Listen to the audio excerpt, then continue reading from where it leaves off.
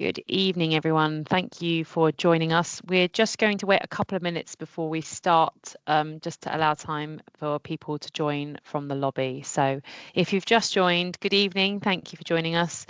We will be starting in about 2 minutes just to let everyone come in.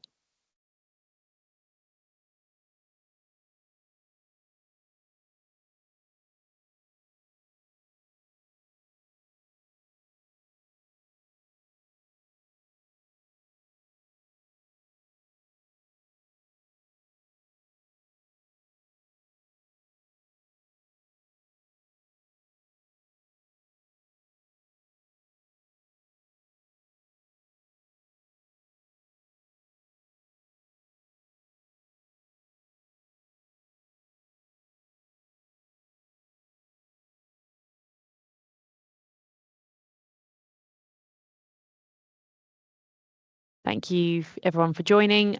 Just a reminder, we're just going to start in 1 more minute. We're just letting a few people who are joining now into the lobby. So please bear with us patiently. We will start in 1 minute. Certainly a popular event. There's quite a few people joining, so quite a bit of work there. So. Lots to talk about.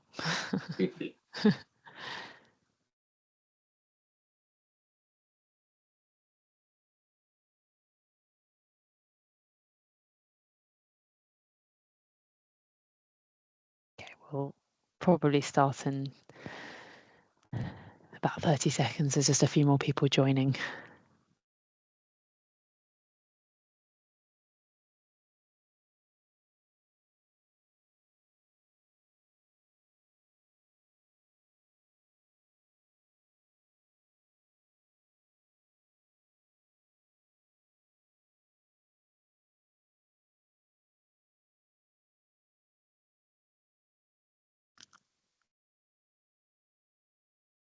Okay, I think we will make a start. I know people are still joining.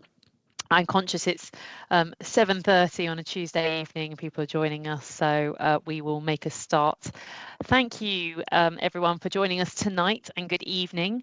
We will be talking about contingent decisions as part of the McCloud Remedy, which is a hot topic and very relevant. And as Graham said, a lot to talk about in a short space of time. So thank you for joining us. We're going to get cracking. Just to start off, just to introduce your hosts for tonight. So for those of you who don't know me, my name is Katie Collin. I'm a partner at Ramsay Brown. We are a firm of specialist medical chartered accountants. We focus particularly on GPs, consultants, locums, all other healthcare professionals. And we act for about 2,000 individuals across the country, hundreds of GP practices, PCNs, and so on and so forth. And I'm delighted to be joined tonight by Graham Crossley, who is Director of Medifintech, an industry expert on NHS pensions, or a self-proclaimed pensions geek. I use the term pension guru, but Graham is renowned for his expertise on NHS pensions, and works very closely actually with NHS pensions as well. So Graham, thank you so much for joining us tonight to talk to the audience. Just to run through what we're going to be covering tonight, just so you know. I'll do a brief recap on the McCloud Remedy. Obviously, we're here to talk about contingent decisions, so we'll explain what that actually means, talk about the key issues that you need to think about as healthcare professionals, clarify what the process is, what your options are, what it means for you, and of course, the all-important Q&A at the end, so we'll make sure we've got lots of time for that. Of course, can't do a webinar with a bit of housekeeping. The session is being recorded, so if you are just joining now, please don't be alarmed. You haven't missed anything, but it is going to be recorded, so if you need to leave for any reason, we'll make sure you get a copy of that at the end. That will be emailed to you. As a result, the cameras and microphones are off. That absolutely doesn't mean that we don't want to hear from you. Of course we do. So you should have a Q&A button, and please just put your questions in as we go throughout. We will try and get through as many questions as we possibly can. If we run out of time, we will make sure we take those offline and send any answers to you as well, along with the slides and the recording. So without further ado, I'm delighted to pass over to Graham, who's going to walk us through a bit about contingent decisions. Great, many thanks.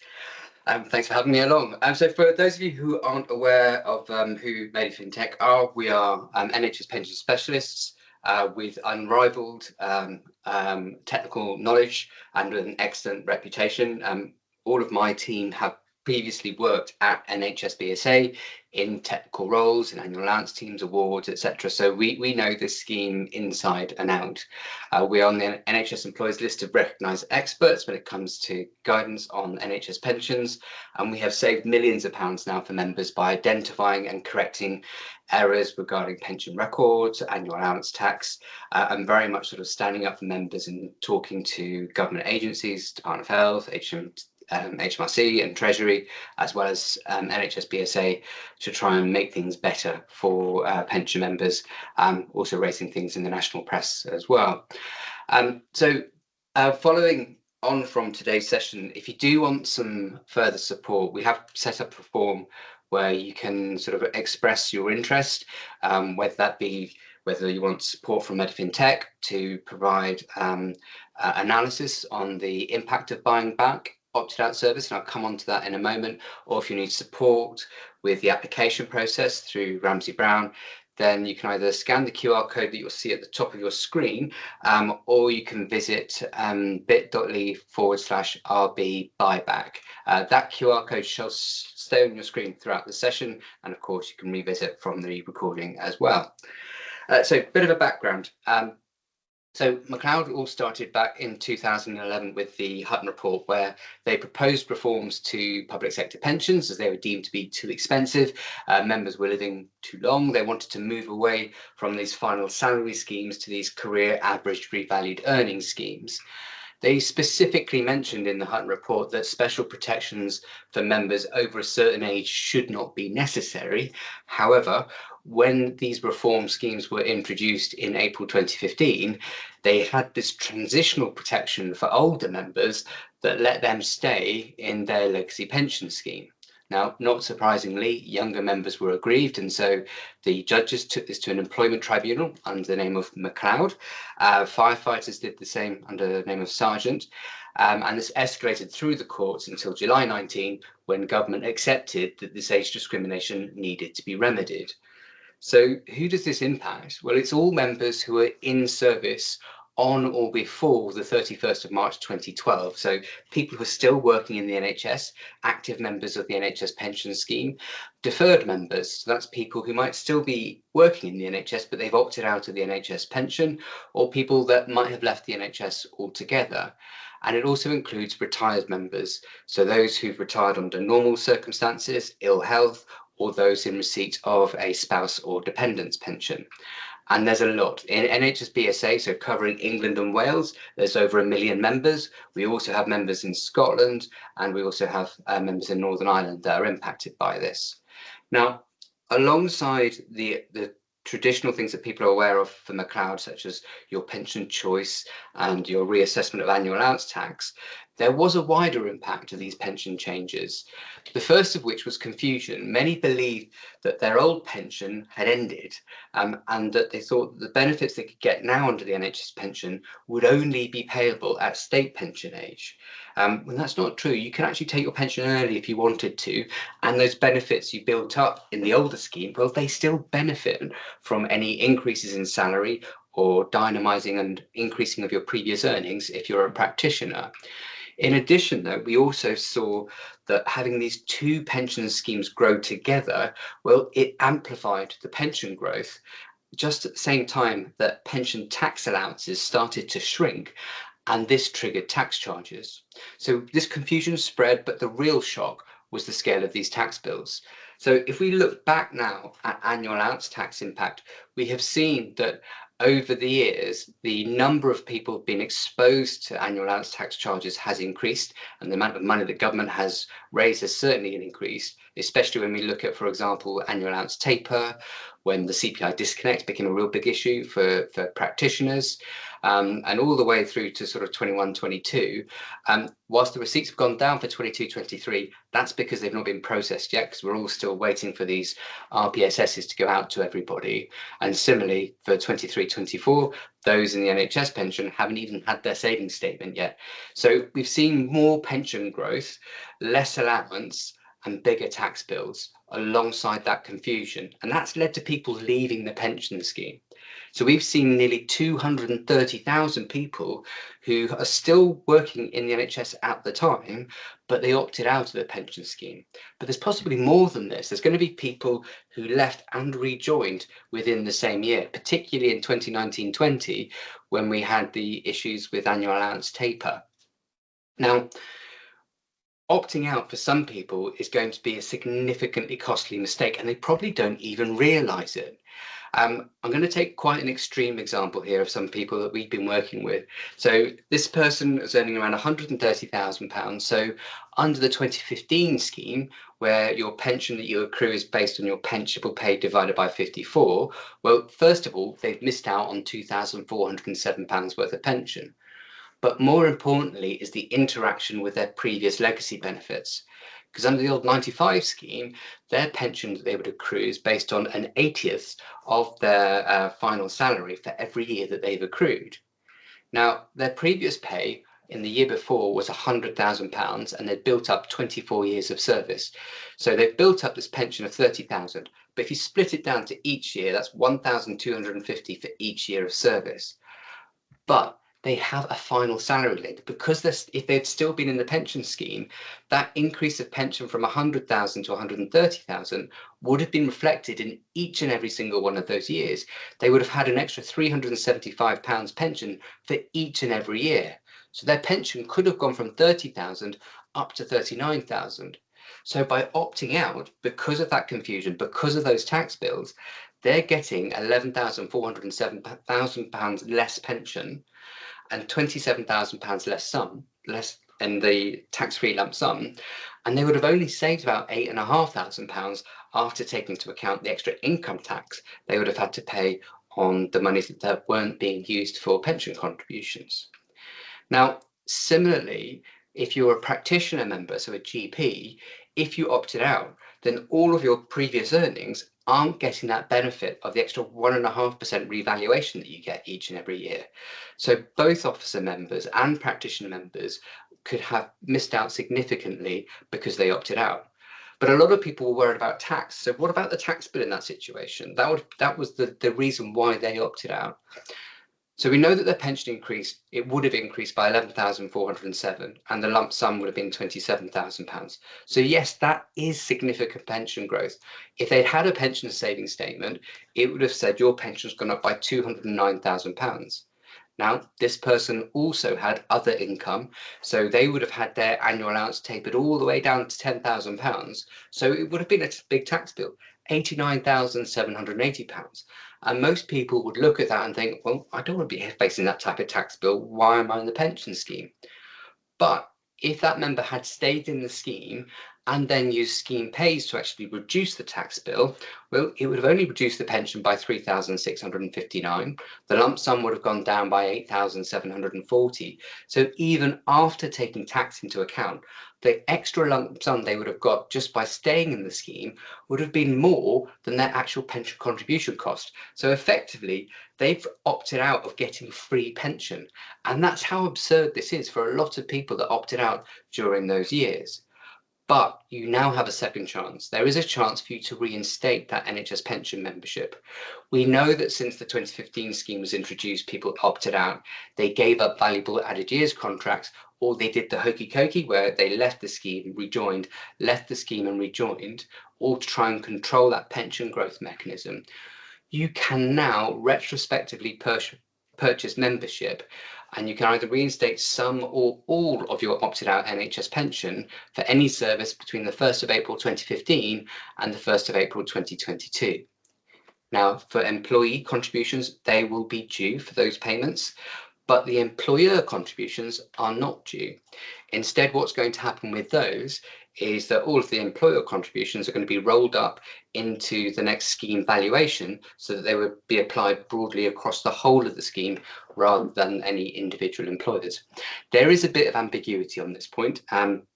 For example, when you do apply to reinstate membership, they will ask you, have you benefited from a pension recycling scheme? So these were set up by NHS employers to say that, well, if you've opted out of the NHS pension, the money that we've got for the employer contribution will give you that as extra income. Now, what NHS BSA are going to do is that they will write to employers if you tick that box to say, well, I did benefit, and they will ask those employers to get that extra contribution back from you. Where the ambiguity lies is GPs, because GPs don't have employers.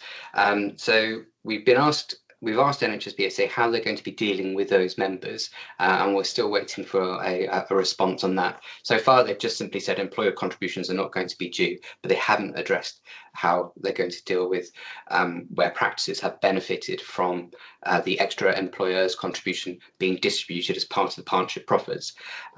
That in itself is its own can of worms, because there will be some whereby it would have been distributed to partners who have now retired.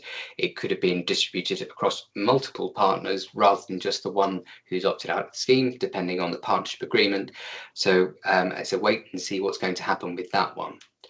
Now, there is one big warning though. Reinstating membership can seriously damage your NHS pension. Due to the interaction of complex NHS pension rules and pension taxation, sometimes more can actually mean less. Let me give you this one example of someone we've been dealing with. So this is a consultant who had top increment.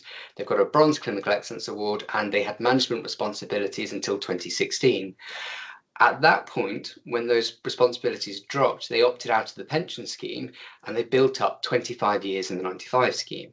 So we can see from their service history, it starts off at 156, it then drops, and then by 2023, it's come back to where it was before.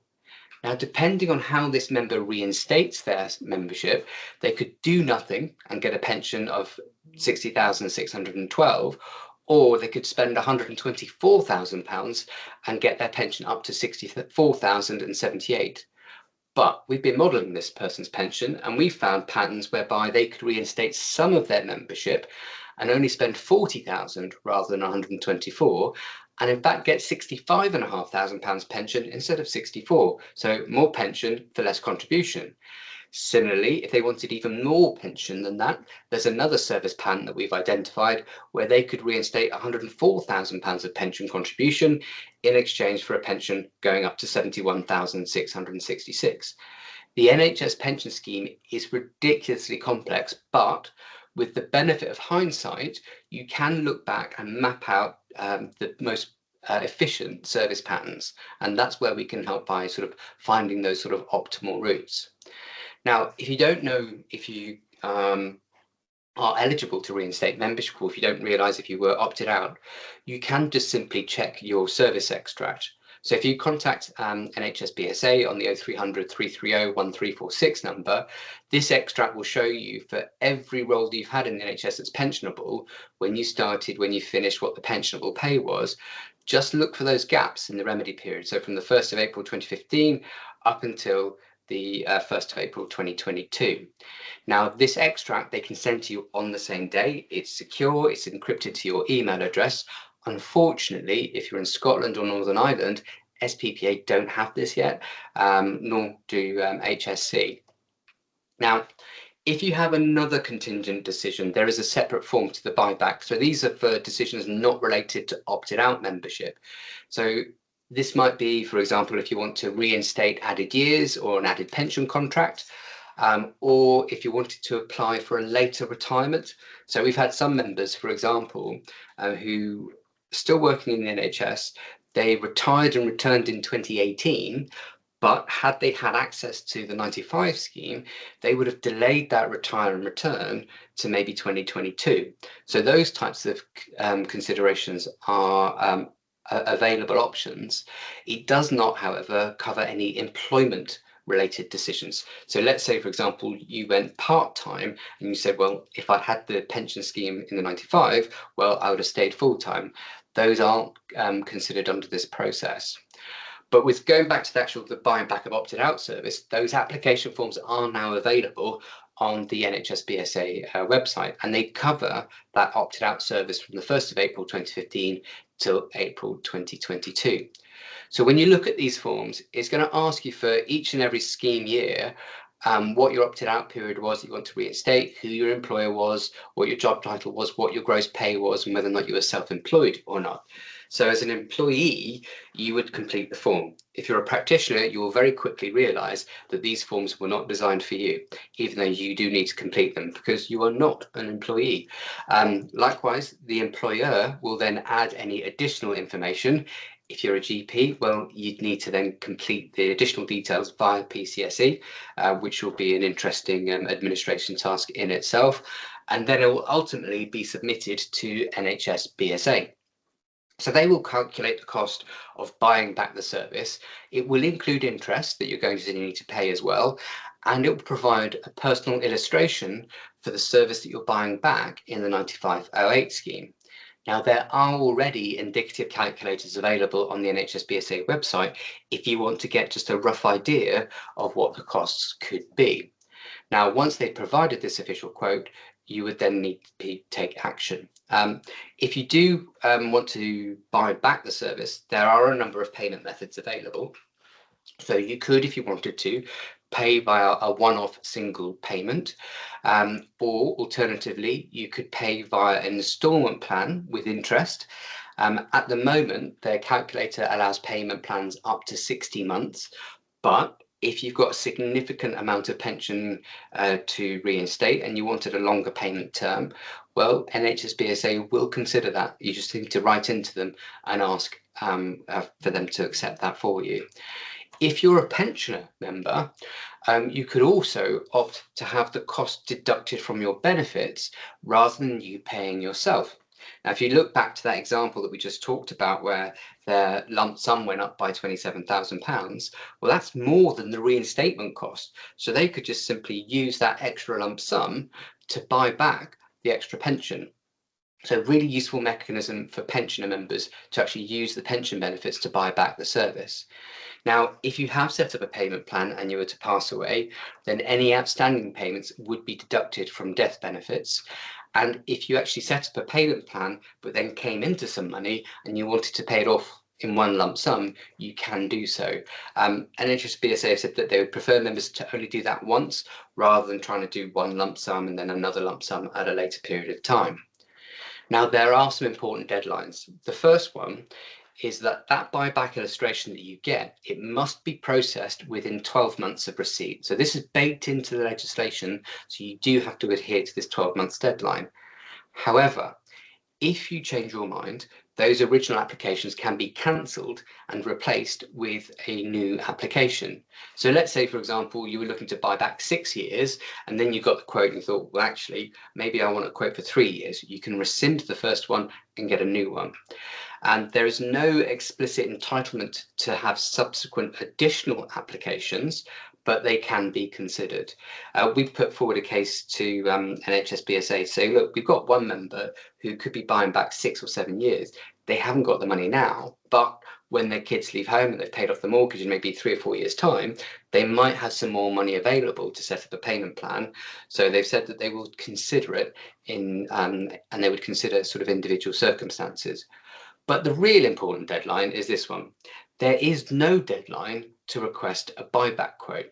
So this could be exceptionally useful, and I've got a feeling they'll probably close this down at some point. But at the moment, there is no deadline.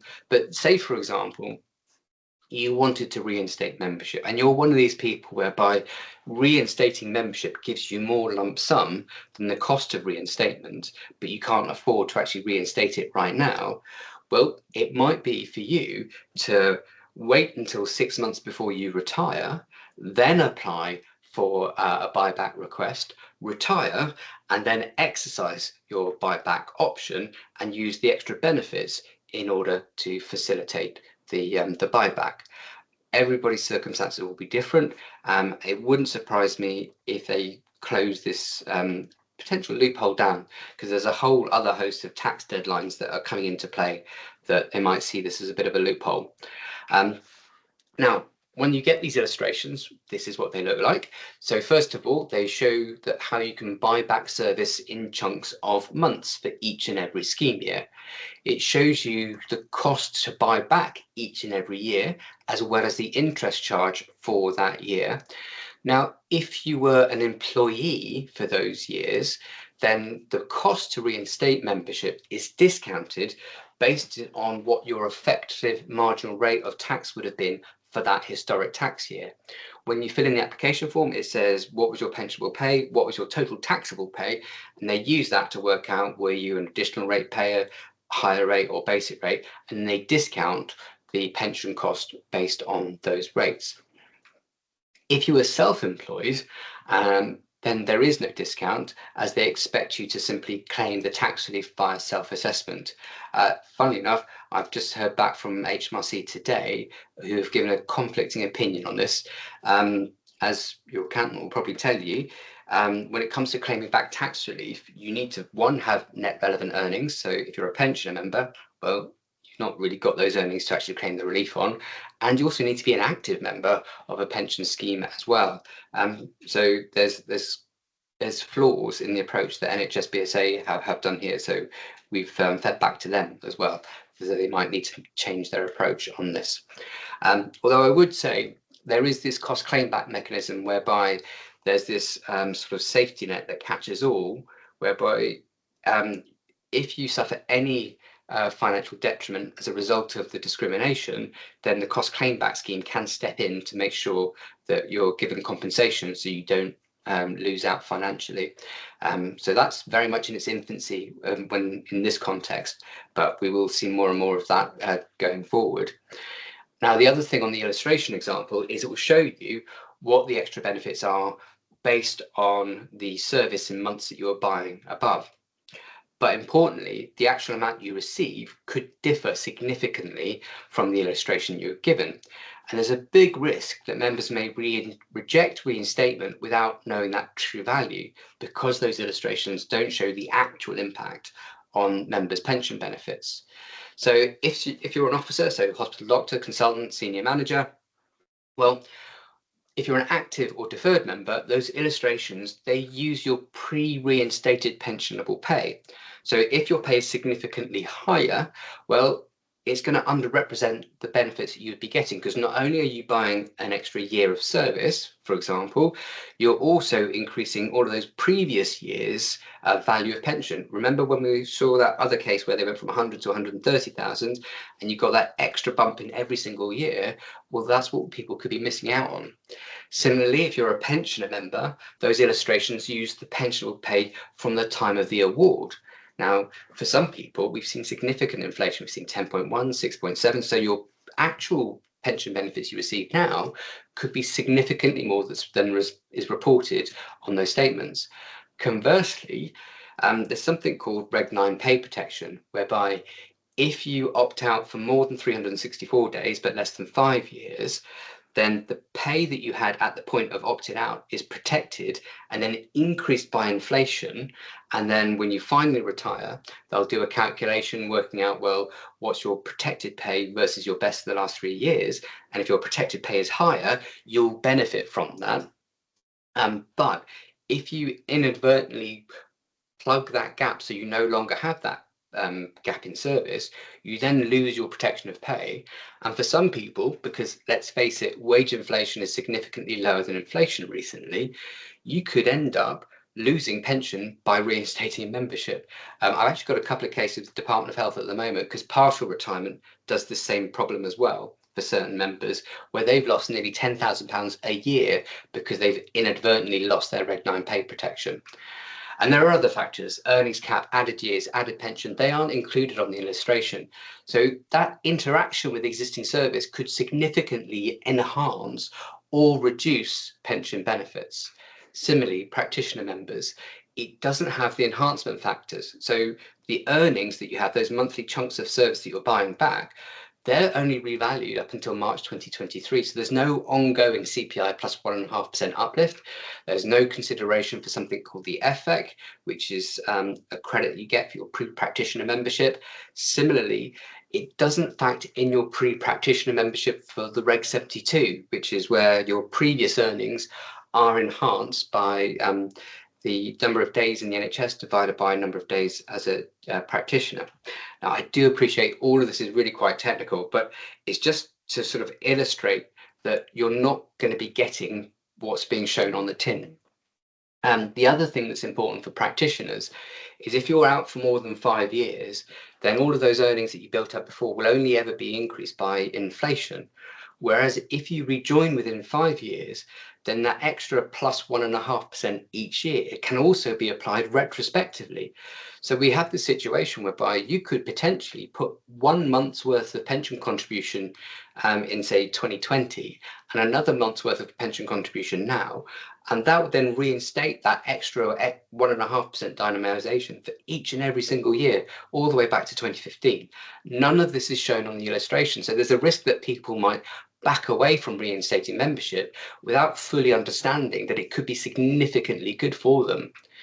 In addition, for practitioners, there's added complications on the old lifetime allowance, because if you had enhanced protection, then beefing up your membership within the remedy period could also increase the maximum tax-free cash entitlement that you're eligible for as well.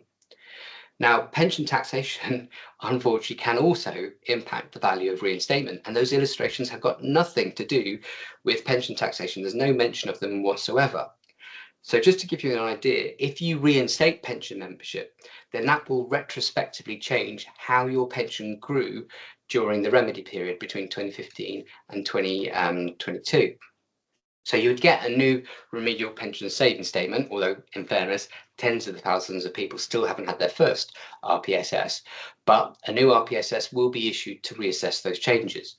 So if you have a new annual allowance tax charge for 2015-16 to 2018-19 because you've reinstated some historic membership, well, those tax charges are not payable, but they will impact the carry forward for later years. So you might end up triggering tax charges maybe in 2019-20, 2021, but if it's a new charge in 15-16 to 18-19, you don't have to worry about it. If you do have a new tax charge for the in-scope years, so that's 2019-20 to 22-23, well, those new tax charges would need to be payable via the RPSS process. So that's where either you go online to the HMRC's Calculate Your Adjustment service, or you use our support, Ramsay Brown support, to process the RPSS. That would be how you would declare those tax charges. But there's another knock-on effect, because you could end up reinstating membership towards the end of the remedy period, and that could reduce the carry forward that's available for the 23-24 tax year, or potentially 24-25, and you could end up with some new tax charges in years outside of the remedy period. We've put some questions to Treasury on that, because we think it would be very unfair if members ended up with tax charges maybe in 27, 28, 28, 29, they only suddenly realise then that they've got some new tax charges for 23, 24 and get late penalties just because they've only just exercised a buyback option. We'll see how that pans out. But the other thing that's important to this is that if you do reinstate service within the 2019-20 year, then the annual allowance compensation scheme is still available to eligible clinicians. So that's people who had a tax charge in England and Wales and you were clinical, basically. So all GPs pretty much qualify. But there's a big problem with that. So I did an article in the press earlier this year on this one, because many people are going to be missing out on this compensation because they haven't filled in the right forms. There were 2 steps to this. You had to fill out a scheme pays election form as well as a compensation application form. So in the Freedom of Information request I identified that there were 19,851 clinicians who'd filled out the scheme pays election form, but there were only 15,963 that had completed the compensation form.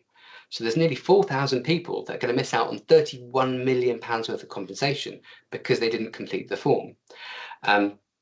We're challenging that, by the way, because I think that the scheme needs to be better at this. But you can check yourself, really easy to do. If you go and ask NHS BSA on that 0300 330 1346 number for your service and pay extract spreadsheet, scroll right down to the bottom and you'll see this indicator to say whether or not you use the compensation scheme. If it's an N and you had a tax charge that your scheme pays, you can still fill out a form to get this processed. The form needs to go either to your employer or PCSE if you are a practitioner. Now, the problems with the NHS BSA illustration, I've got two examples here that show the polar opposites of where it's all going wrong. First of all, we had this one case that we did through our pilot scheme. And when we look at the illustration, their break-even point is about 16 years before like that additional lump sum and the extra ongoing pension benefits covered that total cost of reinstating membership. Now, when we did the analysis and we linked their previous officer membership, the extra lump sum alone generated nearly £28,000 more than the total cost of reinstating membership. So there's a big risk. The member could have thought, well, 16 years, do I really want this? And they could have walked away from effectively getting some free pension. Conversely, we had another one whereby the illustration said you will get extra pension of 4,800 per year and an additional lump sum of 14,100. But when we actually played their membership within their tax context, well, it triggered annual allowance taper in 2 years and also reduced the carry forward for the subsequent year. And the resultant sort of scheme pays deduction to settle those tax charges meant their pension went down by 5,800. So it goes up by 4,800, but down by 5,800. So effectively, they would be paying thousands of pounds to reduce their pension each year by £1,000. Completely wrong. Now, we have actually suggested to Department of Health that they introduce a cooling off period for these types of things, because NHS BSA, they can't give you prospective RPSSs to try and work out are you going to be disadvantaged or not. And there are going to be some people who accidentally sleepwalk into putting themselves into a worse position. So we've asked them, let's have a cooling off period. Let people, if they find out later on they shouldn't have done this, let them undo this. Now, what we can do is we can help now. We can actually factor in your pension record, look at what the impact of buying back that service is. So we'll show you this is what NHS have said you're going to get, but this is our impact assessment. We'll look at that break-even analysis to see how soon it is that you're likely to get more money back than you're contributing. We'll do that comparison to say, this is what you're predicted to build up at retirement, and this is what you're predicted to receive at retirement. So that's based on your individual circumstances. When you want to retire, what your earnings path is likely to be. Now, the analysis that we do is to your chosen date of retirement as well, so we can factor in late retirement, early retirement, as well as the impact of any annual allowance charges on scheme pays, etc. We can even look at sort of the max tax-free cash options as well, and break it down between each individual scheme if you want to do partial retirement, or even if you've got things like salary sacrifice lease cars that you want to give back as well. But the interesting thing is on the cost claim back scheme, because as mentioned before, the scheme can compensate for any direct financial loss associated with discrimination. And we've had meetings with NHS BSA on this because we think it's unfair that members should foot the bill to do this type of analysis. And we had meetings with the cost claim back team and we agreed this wording for the cost claim back form. The form has been updated, so you can now actually tick a box to say I needed extra support on buyback. So we've got a wording that's been agreed, and our pilot scheme, every single buyback client successfully recovered our costs. Now, normally when we do pension reports, we charge $650 plus VAT. The work that goes into these is at least 3 times as much. So we're actually charging $12.50 plus VAT for these, but those costs can be recovered by the cost claim back scheme. We can't guarantee it because technically everything is based on an individual case, but so far every case that we have submitted has been successfully recovered. Now, the other thing I want to point out though is that you might need more support for this, but some members certainly will. If you're an officer member, it's quite easy to work out what your missing membership was, what your pensionable pay was, because it's there on your payslip. You then give it to your employer, and they do a lot of the legwork for you anyway by filling out the rest of the form. Practitioner members, they don't get that support. They could require more and more support on things like, well, working out what was my pensionable pay for those years. This is why, for example, on the form, if you are interested in getting some extra support from Ramsay Brown on doing that, then please tick that box.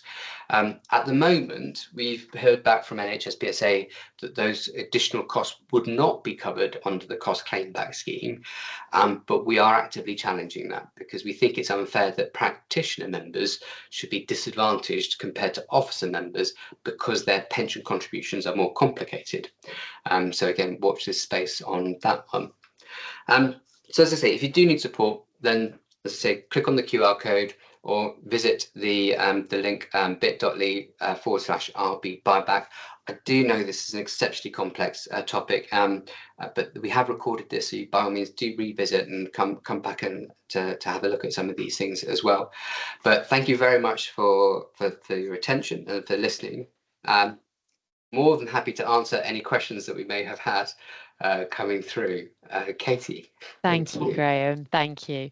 I think everyone's heads are probably exploding now with complications. So I'll try and sum up as best I can and kind of as concisely.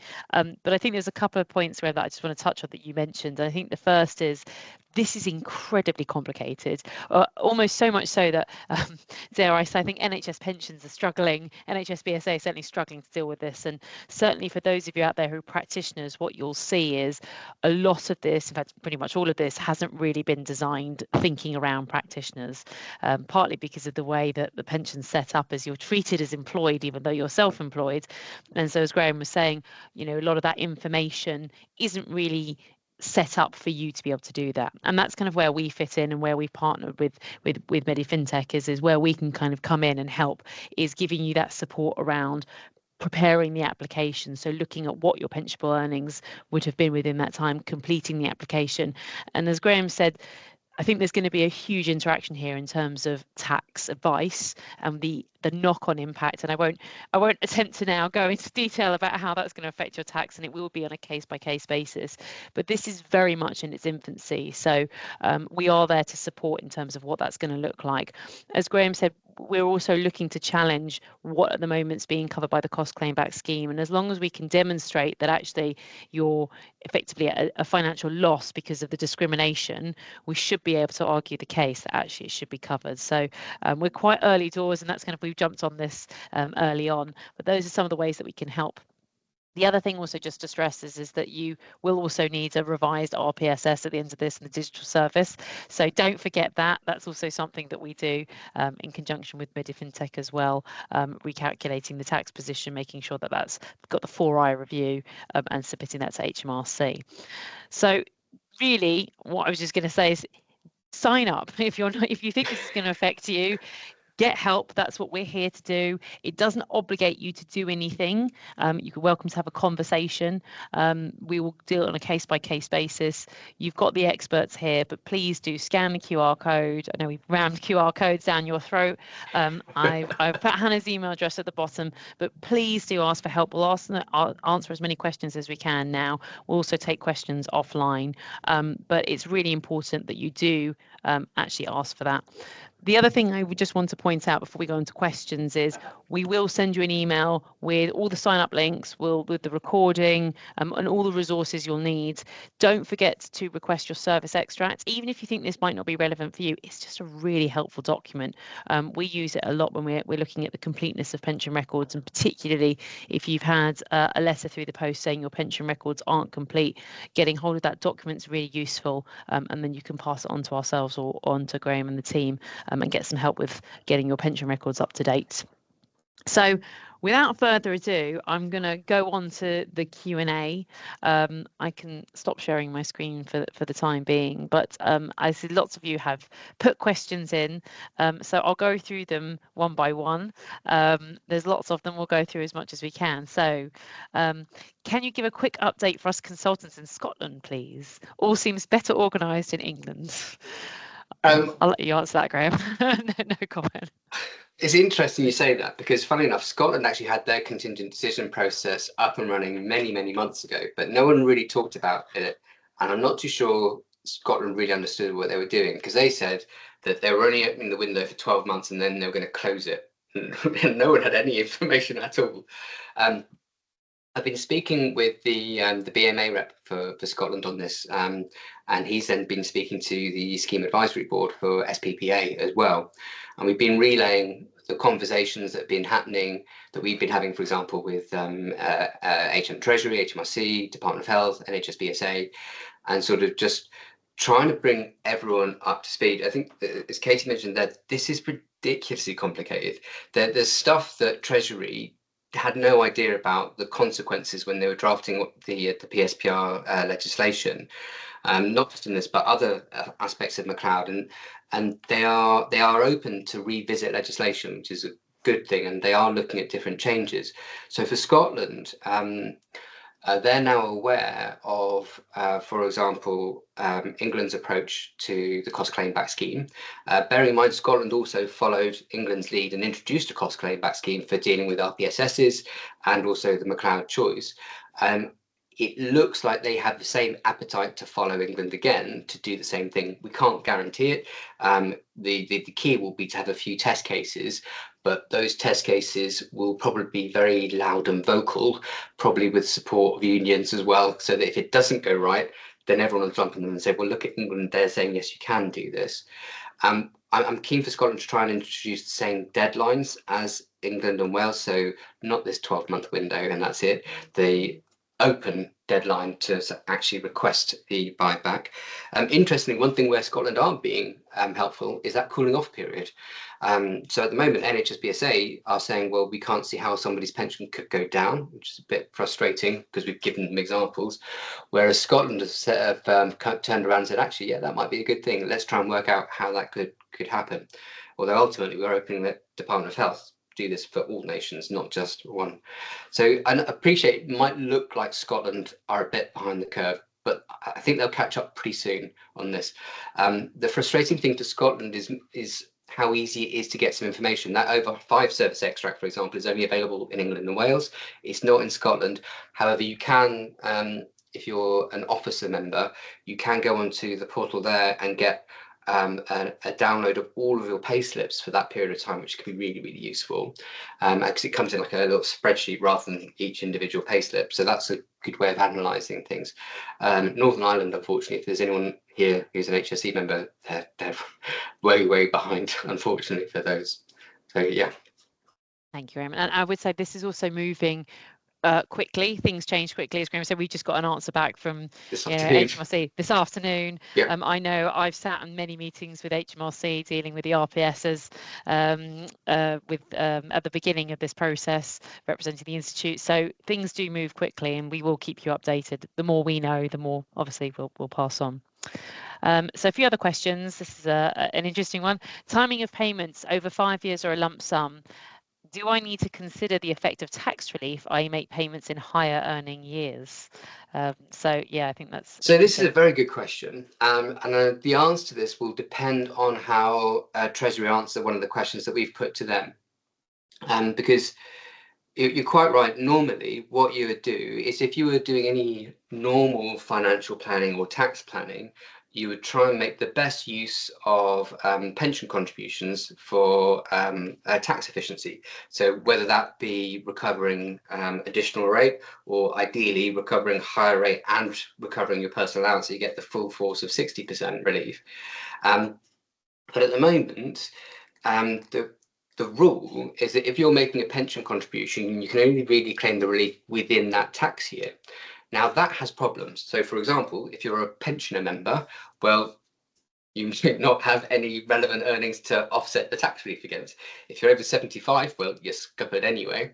But across all of this, there's this broad principle of you shouldn't be financially disadvantaged as a result of the discrimination. So, again, this is something that I know that Katie and I will be testing anyway against the scheme, is to identify what would have been the benefit to you had you made those contributions in those tax years at the time, versus what tax relief would you get if you were making a contribution now? Because for some people, you could have recovered personal allowance in those years. You could be recovering additional rate tax in those years. But if, for example, you're a practitioner and you're trying to recover 6-7 years worth of contributions, you could go all the way through additional rate, recover your personal allowance, go all the way through higher rate, and then go all the way through basic rate to the point where you're no longer getting any tax relief whatsoever. But had you done it at the time, you could have had additional rate all the way through. Or it could have been at a point where your earnings were around about the 100,000 mark, so you could have been recovering all of your personal allowance. So there might be a benefit in timing, but I'm hoping you don't have to worry about that, because you should be compensated for doing the payments now, particularly for pensioner members. But we will have to wait and see once we've challenged it, I think, is the key there. Yeah. And I think that's what we're going to see a lot, as there's going to be a lot of cases where things might not be covered and you can appeal them and then appeal them again. And we've talked about this process quite a lot, Graham, but there is a process in terms of appealing. I know in earlier conversations, NHS BSA weren't expecting to compensate for loss of tax relief. I know that for certain. But the message this afternoon from HMRC was, no, that's the mechanism. It's like, okay. Yeah, absolutely.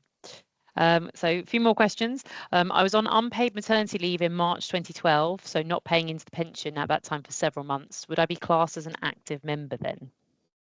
So yeah, this is all about that sort of, do you qualify for McCloud?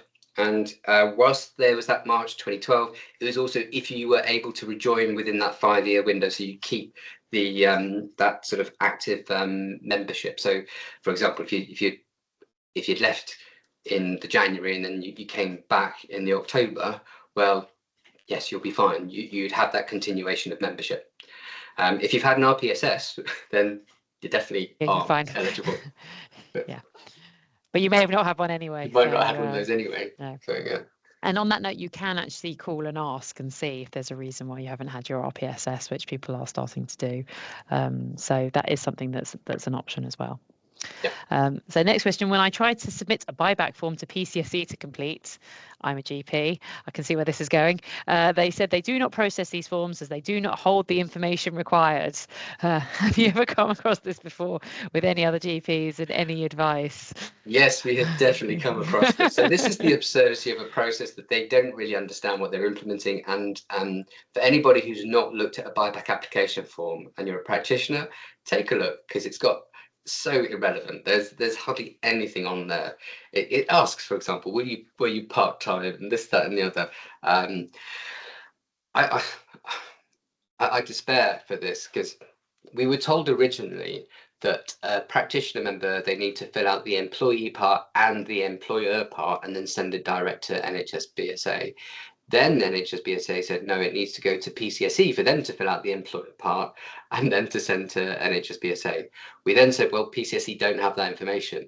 They said, in which case they need to get that information and then pass it to PCSE, who can then submit it. And the cases that we've had successfully go through, so they've actually been able to buy back their service, are the ones where they've ignored what they've been told to do, and they've just sent the application into the buyback email address. So if you're struggling with that, then at the moment send it in via the NHS BSA buyback email address. But I'm hoping, as NHS BSA become more aware of the confusion, that they will improve the processes surrounding this. And the other thing I was going to say as well is that, if you're having trouble with PCSE, we're more than happy to help to battle with them. So that is something that we can assess with as well if you need us to. So next, feeling nervous about loss of tax-free lump sum at budgets, aren't we all? So considering 24-hour retirement to trigger pension early, if I do this, which is 2.5 years earlier than planned, do I close the door on opportunity to buy back service during the period I opted out? Okay, so there's two things to unpack there. One, every single budget we have this, we're going to lose the lump sums, we're going to do this, that and the other. I'd just be very cautious about taking action here. In the last budget, there was loads of people who took out lump sums from defined contribution schemes, thinking that they would be able to undo that action if the budget went the other way, and it didn't. So yeah, I would exercise caution on that side of things. But the tail of your question about whether or not it closes the door on the opportunity, no, it doesn't at all. You can be a pensioner member and still exercise your buyback. What would happen is not only would you reinstate the membership historically, but it would also, you would get this sub award that would then update your pension award as though you had had that membership on its own. So let's say, for example, you retired in 2023 and you are now reinstating membership from 2017, you would get that added to your pension, and it would also be backdated to the day that you retired as well. So yeah, it doesn't close the door by taking your pension. Thank you. We have a member who got ill health lower tier and decided not to rejoin in 2013 due to the lack of added benefits. Can they buy back years as they continue to work? They are now applying for tier 2. Would this buyback assist?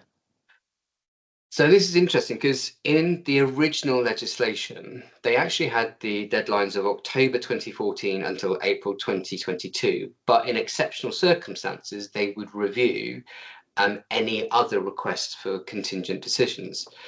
The trouble you've got is that back in 2013, whether or not you had had enough information to be fearful of being in the 2015 scheme and therefore opting out. So was this really a decision made because you didn't have access to the NHS pension legacy scheme? The counter to that, I would suggest, though, is that you might have had the chance within those 5 years, if you were still working, to rejoin the scheme.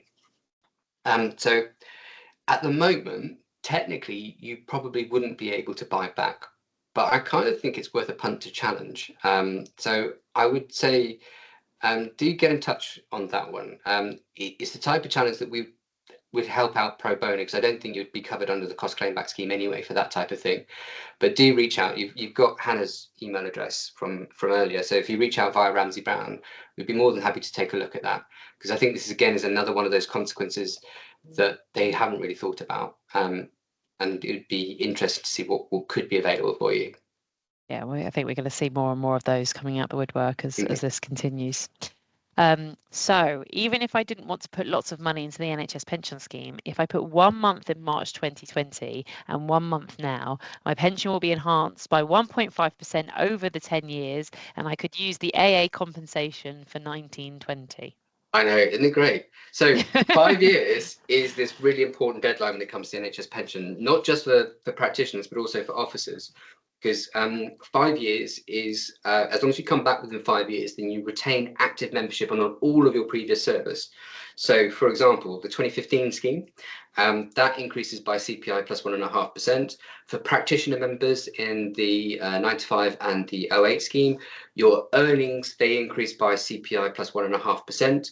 The benefits you had from being from your service pre-practitioner gets converted in something called an FEC. I won't go into the technical details, but that grows by CPI plus 2% if you're an active member. So as long as you reinstate membership, then you suddenly get entitlement to all of those 1.5% for the period that you are opted out. And then again, so you can do that 2 months of pension contributions for 10 years worth of dynamising. I would point out, though, that if you've opted out for that period of time, you might be surprised that actually reinstating more of your membership could be significantly better than just doing the 1 month and the 1 month, even though that's like awesome value for money. But there could be better service patterns to reintroduce there. Yeah. And interestingly, we've picked up clients who haven't been advised about the 5-year rule and have opted out for longer and missed that opportunity. So this could be a great opportunity for them. Yeah, again, I go back to that point about confusion. Lots of people were really, really confused about this, and they didn't realise that by opting out, they would disadvantage their old pension scheme as well. A lot of GPs have been disadvantaged, but this is a way of reinstating that membership and getting it active again. Absolutely. Does the 5 years for dynamisation mean within 5 pension years, i.e. if you were a member in September 19 and then you rejoined in March 25, would you qualify? So I go back to that service extract. So if you get that, you'll find your last day of service on there, and it's within 5 years of that date that's actually on there. So if you've exceeded that in that period, you could effectively buy back a couple of months earlier, and then you'd be back in within the 5 years. Yeah, exactly. So, for example, yeah, if you had opted out in September 19, so you've now lost that 5 years, well, the rest of your pension could be scuppered. But you could say, you know what, I'll chuck a month in for March 2022, and then suddenly you can go back in now and have all of it reinstated. So there's lots and lots of opportunity here for members. The other thing is bearing in mind that the way this is going to be working is that if you can have your costs covered, then not only can you look at sort of the buyback side, but the analysis that we do looks at, for example, the pension growth in 24-25, which you're not going to get a pension savings statement for ages, even though they're due next month. We can also look at the annual allowance growth for 25-26. So if you're looking at, well, what are my plans for this year? What could they be? And that's all a sort of a side effect of looking at the cost claim back analysis. I would point out, though, we are already quite inundated with requests. So this won't be a quick solution for people, but you have got 12 months from when you get the buyback support. We're also treading quite slowly anyway, because there's so many new things that we're finding out as we go through this process that need to be addressed for members. Well, this is a really relevant question now. There seems to be a lot of unknowns. Is there a deadline, or better to wait a bit longer? I'm a GP who opted out in 2016 and retired in 2020. What about the cap, which was in place at the time? So it's interesting. I'd urge that person to come forward, because there'd be a nice test case actually for some of the stuff we've been talking about with HMRC today. I would say for some people, it's going to be worth just applying sooner rather than later, particularly if you're already retired and you should be benefiting from this income now in retirement. Otherwise, you're just delaying access to these monies. And bearing in mind, a lot of this would be backdated. We've also got the potential problem of the pension arrears causing you tax problems as well now, yeah. Especially if you've got years and years. And that'd be another interesting one to chuck through the cost claim back scheme. Absolutely. As well. So yeah, there are deadlines when you actually get the application back. That's the 12 months. There's no deadline to actually apply for things.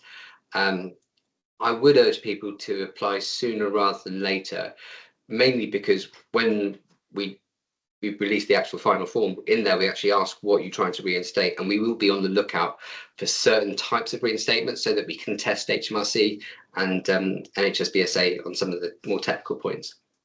And the other thing I would say is if you're not sure, feel free to just email us and ask. So you can fill in the form, but you can also get in touch with either of us, and we can help. There might be certain situations where we say, actually, yes, that's a really good example where we should be doing that now, or you don't need to worry. There's a question about buying back added years, which I think the answer will probably be around sort of the other type of contingent decisions. But can you only buy back for the remedy period, or can you reinstate the contract going forward? Okay, so again, this is an interesting one, and I think there's going to be a lot of pushback on the added years. We've already seen, because when you gave up your added years, you were asked on the form, why are you giving it up? And a lot of people put cost pressures. So we've seen people had this decline now say, well, it wasn't to do with discrimination. You told us it was to do with cost pressures or something like that. So we challenged that one as well. But technically, what's meant to happen for this is you should be able to buy back your added years contract throughout the remedy period, and to have it continue as well.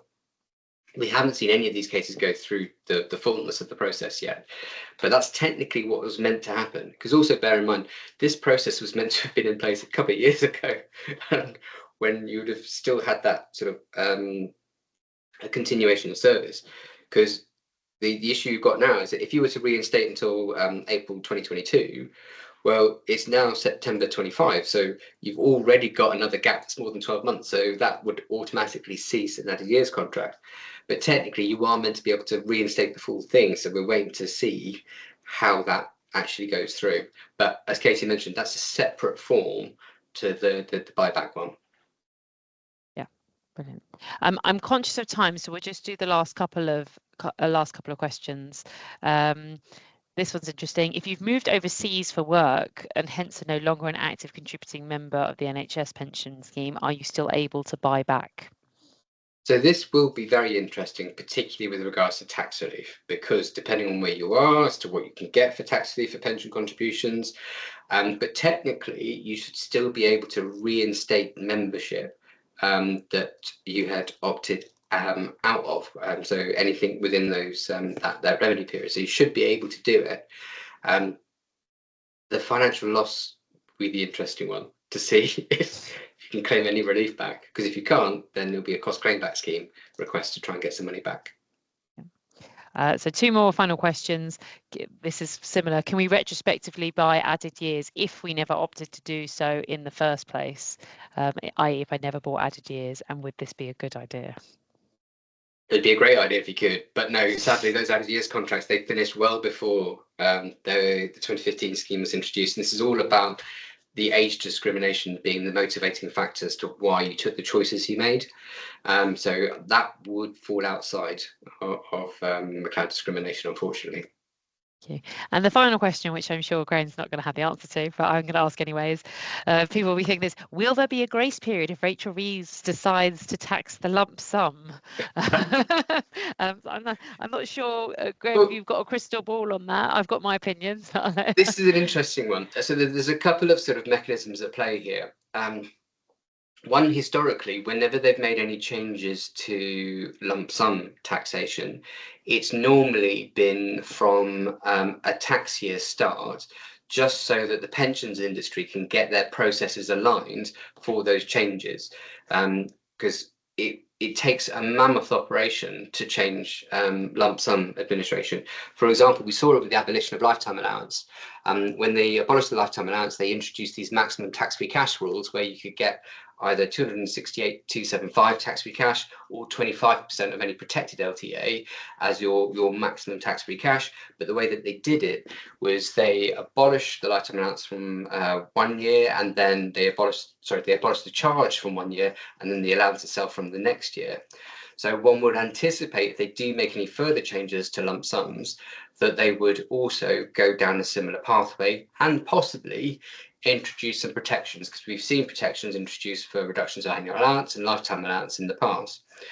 The only exception to that was back in 1516. You might recall some of the changes that we saw then. We had the mini tax year. So we had an annual allowance for up to, I think it was the 9th of July, and then from the 9th of July. So they said, right, from today, we're changing tax law. Done. I would be very, very surprised if they went down that route. But it's up to them. They're the government. They can do what they like. Absolutely, yeah. And I think Graham's point there about people sort of making preemptive decisions, I think just be careful about what you listen to in the budget. As we get nearer to the time, at the moment they see lots of ideas and they see how they land, and then they'll go in a direction. So people do make decisions, and there'll be some things that will kind of be obvious, and I think we all sort of knew about national insurance that was coming, that was well seeded. The same with capital gains in the last budget. Just my advice is always don't let the tail wag the dog. So just be careful about sort of making rash decisions, and take advice. Speak to us, speak to Graham, speak to if you've got an accountant as well. So thank you so much. I'm conscious that it is 8:38. So thank you, Graham, as always, for your amazing insights. It's an absolute pleasure to talk to you. I always learn so much. Thank you, everyone, for joining us. I've just put our details, and I'll leave them up here as well. Please do feel free to ask us, get in touch. You've got our details. Any questions? We will also circulate the slides of the recording, so you've got all the details. But for now, thank you to everyone. Thank you again, Graham, and have a good evening. Thank you.